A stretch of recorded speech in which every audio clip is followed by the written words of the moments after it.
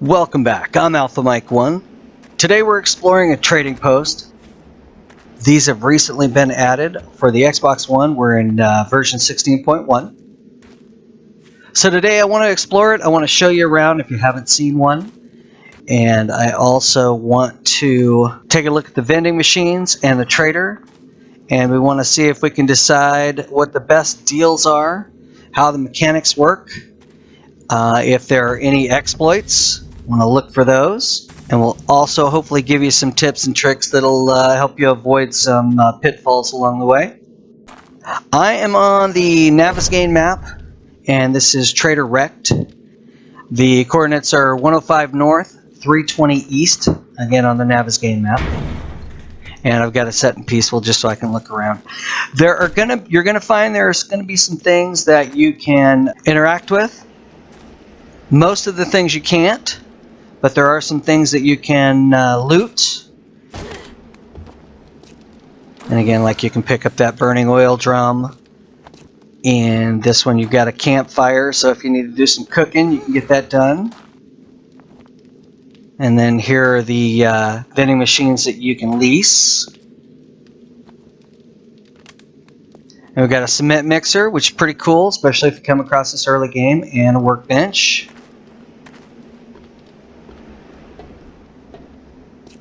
And there's a nice cool oil barrel. There's the bottom floor of the house, and those stairs lead up to the catwalk and the second story of the house.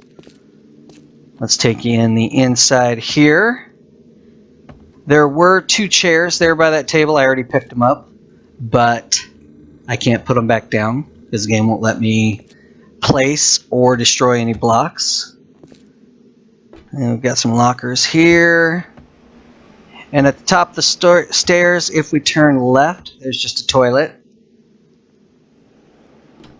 And if we turn right, that'll lead back out to the patio and to the catwalk on that side. Here's a view of the top of the trailer.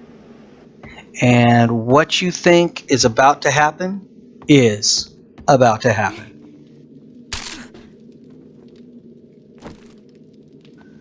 So up top here, I just thought it was kind of fun that we could get up here. Plus, you can see that you can interact with the hatches there. There's our first peek at our trader. And this hatch as well. And then this awning over here is just 3 hatches connected. You can interact with those. Doesn't really do anything for you. I just thought it'd be interesting to see.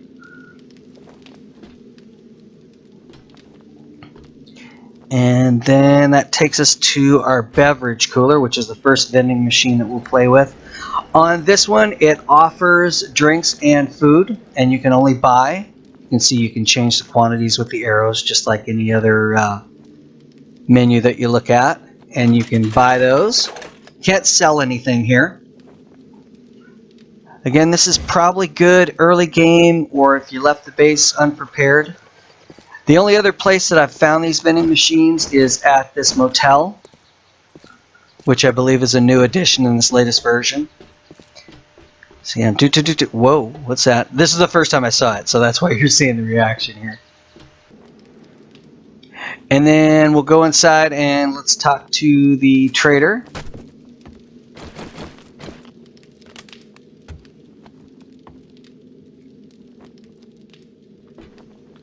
To the right here, there's nothing to interact with in here. You can't get a hold of that cash register. You cannot get to that safe or that bookshelf any way that I can tell. You're not bringing counterfeit money in here, are you? Now, looking through this, you can scroll through the pages.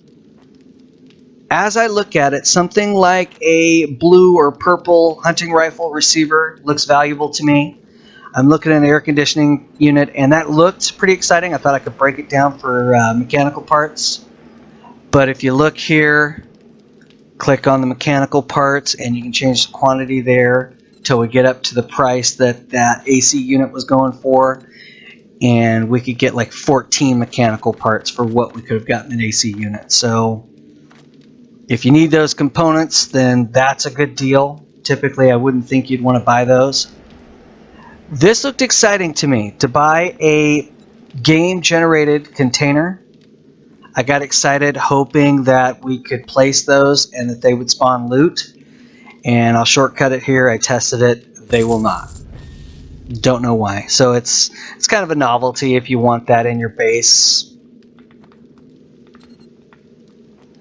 One of the more valuable things that I saw toward the bottom there was the brass. Again, you see like a red bar stool. That's kind of a novelty. That's kind of a late game thing. Things like that purple armor. If you haven't leveled up your armor yet, that's going to be pretty valuable. And if there's a schematic that you haven't found yet, because I always seem to have one schematic that it takes me a long time to find. So if you're in that situation, these schematics get to be pretty valuable. This guy looks like Wilford Brimley to me for some reason. You'd like to die in my store. And fair warning, he's got a little bit of a potty mouth. So you can see along the top here, you can sort it by category. And then you go to the secret stash here, and this is supposed to have the really good stuff. This is the really good thing here, is the player-owned vending machine. And then you can also sell to him. The way you do that is you click on the item, you inspect the item in your inventory, and then you can change the quantity that you want to sell.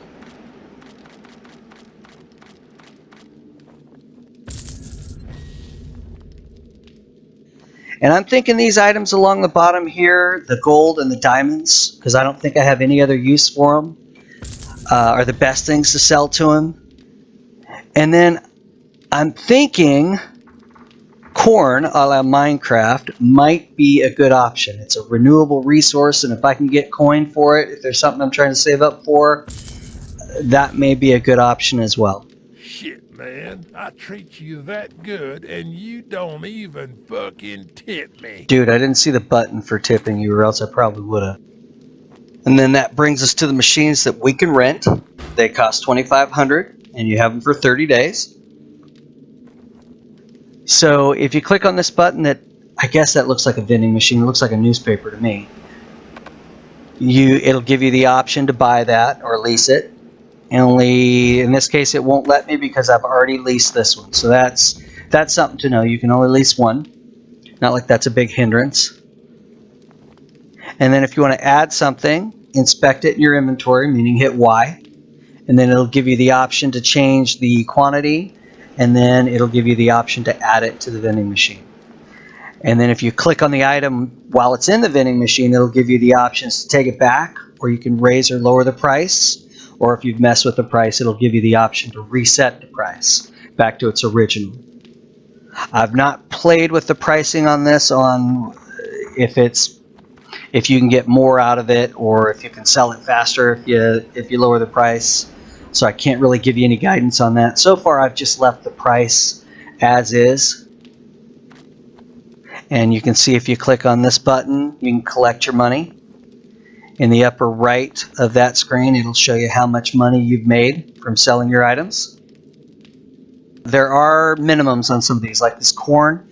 I only have one corn cob, and it won't let me put it in because the minimum is 5.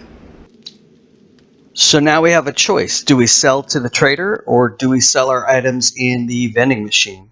Let's look at this 44 Magnum frame. You can see the sell price in the upper right there is $863. That's what Rect will give me for it. And if you look there just to the left, you see the base price. I'm not totally sure what that is. My guess is that's what I would be able to sell it for in the vending machine before I add any barter skills.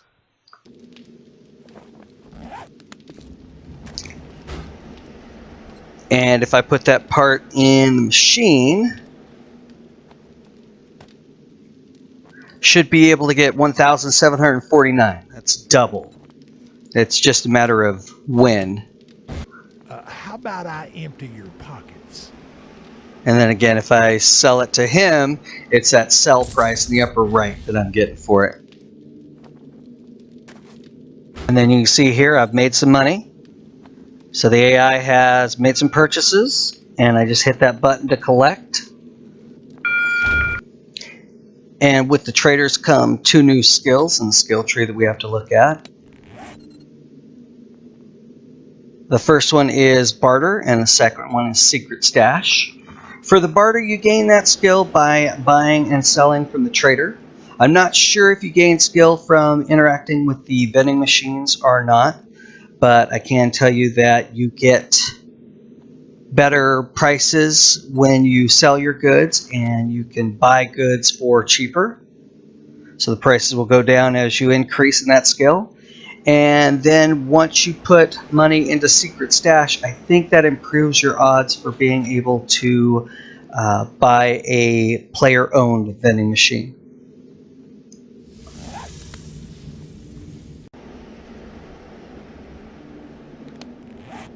After that, it allowed me to buy the vending machine, so that I can place wherever I want, and I own this. So the one that I rented is good for 30 some odd days. This one I own, and it works exactly the same. I'm assuming I'm going to put this in my base, and I assume that the game will still purchase items from me. You don't see these guys, but they're mystical little fairies that come along and make purchases. So no big deal on that. That works just the same. But that's probably the end result, is you want to get one of those and have that in your base, and rather than repairing or combining items or breaking down items, you can throw them in your vending machine and make some money off of them. So now to the rules. There are opening hours. Notice it opens around 6:05.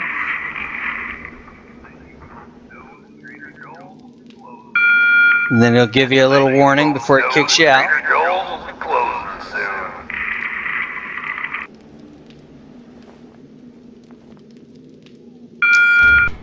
And then at 21:50, it will kick you out. And you'll notice that it will respawn you just outside the red zone. And if I try to run back in, it's going to kick me out. And it's a bit random which direction it kicks you. And it feels to me like each time I try to approach, it kicks me a little further back. And by red zone, there's a area around the base, around the trading post rather, about 12 blocks in each direction, where you cannot place or break any blocks. Let's give you an example. So where that block is, I can dig normally, and that's the sound you get to let you know that you can't do anything there. So I can't touch the ground, can't touch the base. With the exception of the lootable items that I can interact with, I can't do anything. Can't even shoot. Boom. I just left this in because I thought this was funny. I can kill a zombie or an animal in the red zone. And if you were thinking about moving villagers a la Minecraft with water buckets, you cannot place a water bucket in the red zone either. And be careful where you park your bike. You can park your bike in the red zone during business hours. And you can even pull your bike into the base and park it. Which seems cool, right? But once you get kicked out, you get kicked out. But your bike doesn't. You can see it on my mini-map there. It is still in the base. I'm going to show you on the map. So the bike is nice and safe inside the base, and here I am after dark, out here on foot. Not cool, man. So, moral of the story, don't park your bike in the red zone. Park it just outside. And then finding these, I've not found one on a random gen yet, but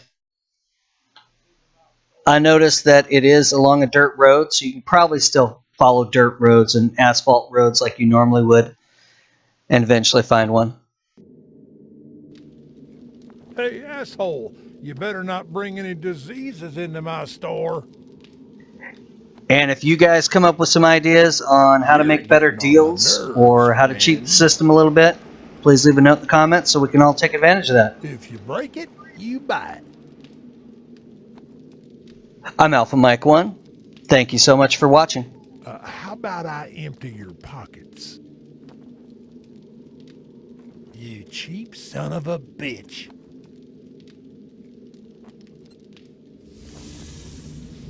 Get the hell out of my store. It's for real customers.